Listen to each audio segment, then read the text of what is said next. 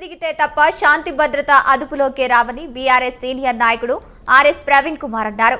మైనంపల్లి హనుమంతరావు, రోహిత్ కుమార్ ఇద్దరు ఎమ్మెల్సీ షంబీపూరు రాజును ఫోన్లు చేసి చంపుతామని బెదిరిస్తున్నారని ఆరోపించారు.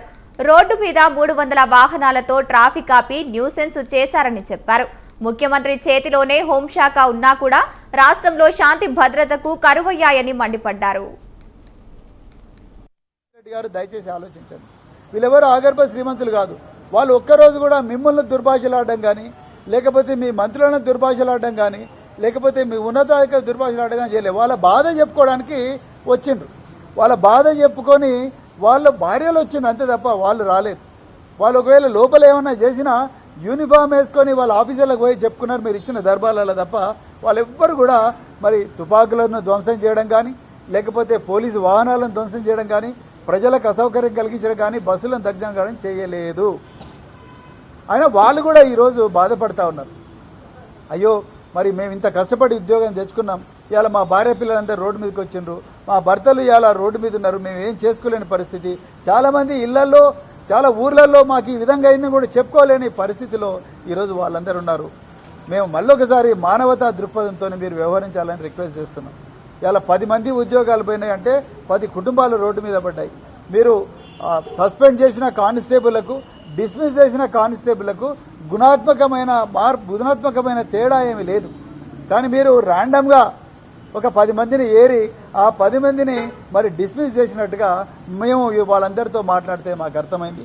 మరి వాళ్ళు కమాండెంట్ దగ్గరికి పోయినరు, అడిషనల్ డీజీ బెటాలియన్ గారి దగ్గరికి పోయినరు, డీజీపీ గారి దగ్గరికి పోయినరు. ఎక్కడ పోయినా కూడా వాళ్లకు మరి న్యాయం జరగలేదు.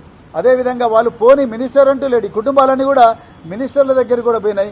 అందరూ మినిస్టర్లు కూడా బీఆర్ఎస్ దీన్ని వెనుకొండి నడిపించింది అంటున్నారు అంతే తప్ప ఈ సమస్యను పరిష్కారం చేసే ప్రయత్నం చేయలేదు. దయచేసి తెలంగాణ ముఖ్యంగా మైనంపల్లి హనుమంతరావు గారు, మైనంపల్లి రోహిత్ రావు, ఆయన అనుచరులు ఎవరైతే ఉన్నారో మేము ఆ పని చేయలేక కాదు, కానీ చట్టాన్ని గౌరవిస్తూ, రాజ్యాంగాన్ని గౌరవిస్తూ కేసీఆర్ గారు ఏ విధంగా అయితే నడుచుకోమన్నారో ఆ విధంగా నడుచుకోమన్నందుకే మేము ఇలా మరి సంయమనంతో బతుకుతున్నాం, సంయమనంతో రాజకీయాలు చేస్తున్నాం. ఇప్పటికైనా బుద్ధి తెచ్చుకోండి. రాబోయే బీఆర్ఎస్ ప్రభుత్వంలో తప్పకుండా ఈ మల్కాజ్గిరి, మేడ్చల్ అయితే గూండాలు ఎవరైతే ఉన్నారో వాళ్ళందరూ కూడా తప్పనిసరిగా జైళ్లలో ఉండడం ఖాయం. జైళ్లలో ఉండడం మీరు ఎన్ని చేసినా కూడా మీకోసం ఒక ట్రిబ్యునల్ ఏర్పాటు చేసి జైళ్లలో పెట్టడం ఖాయం. అదైతే గుర్తుపెట్టుకోండి. ఇప్పటి నుంచైనా గూండాయిజం బంద్ చేసుకోండి. ఘోరంగా ఉందండి శాంతి భద్రత. ఒక నేర చరిత్ర ఉన్న వ్యక్తే ముఖ్యమంత్రి, హోంమంత్రి అయినప్పుడు శాంతి భద్రతలు ఏముంటుంది? ఆయన్నే సంపుతా, లాగుల్లో తొండలు ఇడుస్తాప్పుడు పేగులు మెడకేసుకుంటానే చావు భాష మాట్లాడుతున్న ఒక వ్యక్తి ఇవాళ ముఖ్యమంత్రి, హోంమంత్రి అయినప్పుడు ఏముంటుంది? ఆయన ప్రతీకారోచితం రగిలిపోతూ ఉన్నాడు. ప్రతీకారమే నేరం. నిజంగా నేను పోలీస్ డిపార్ట్మెంట్ ఒక్కటే ప్రశ్న అడుగుతున్నా. పోలీసు వ్యవస్థ అనేది సృష్టించబడ్డది బలహీనులను, ఏమాత్రం సహారా లేని వ్యక్తులను వాళ్ళని కాపాడమని మరి పోలీసు వ్యవస్థ సృష్టించబడ్డది. ఇలా అధికారంలో ఉన్న వ్యక్తులు దౌర్జన్యాలు చేస్తుంటే ప్రతిపక్షాలను రక్షించాల్సిన బాధ్యత పోలీసు వ్యవస్థ మీద ఉంది.